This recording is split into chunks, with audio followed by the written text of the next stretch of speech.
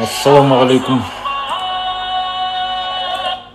Самалтау деген өлеңді қойдым. Бұл өлеңнің шығу тарихын білесіздер барлықтарыңыз.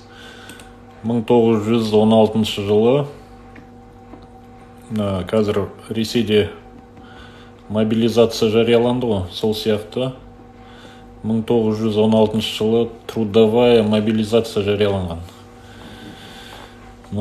Орта Азия елдерінде сол жылдары 1916 жылы Қазақстанда ұлт азаттық көтеріліс болған. Соған байланысты шыққан өлең ғой мынау Самалтау деген. Ол кезде де мобилизация болған, сол кезде қазақтар көтеріліс жасаған. Қазіргі Ресейде жүріп жатқан мобилизацияға байланысты айтатын болсақ, Астрахань, Орынбор, Омбы-Томбыда қазақтардың бәрі соғысқа кетіп, сол жерде мерт болып жатыр соғыста. Бүгін ғана бір видео көрдім. Бір танкта Украинада Астрахань деп жазылып тұр, танктың алдында казах деп жазылып тұрды. Танктағы адамдардың бәрі қырылып қалған. Сол сияқты осы қазақтар мен жаңағы өзі аз ұлттар бар ғой Ресейдегі, солардың бәрін соғысқа жіберіп, жойып, көздерін жойып жатыр десек те болады. Ұлты орыстардың бәрі Қазақстанда жүр қазір.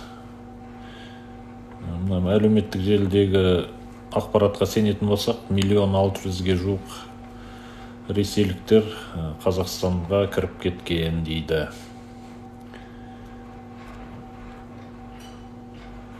30 жылдың ішінде 1,000,000-ға жуық қана қандастар қайтып келген дейді Қазақстанға.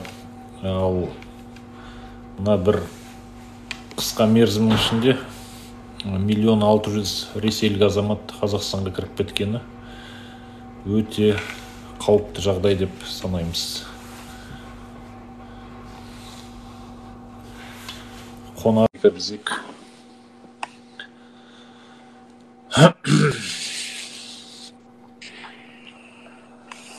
Ассалаумағалейкум. Уағалейкум ассалам. Ассалаумағалейкум. Уағалейкум ассалам. Естіліп тұр ма? Жақсы, өздеріңіз.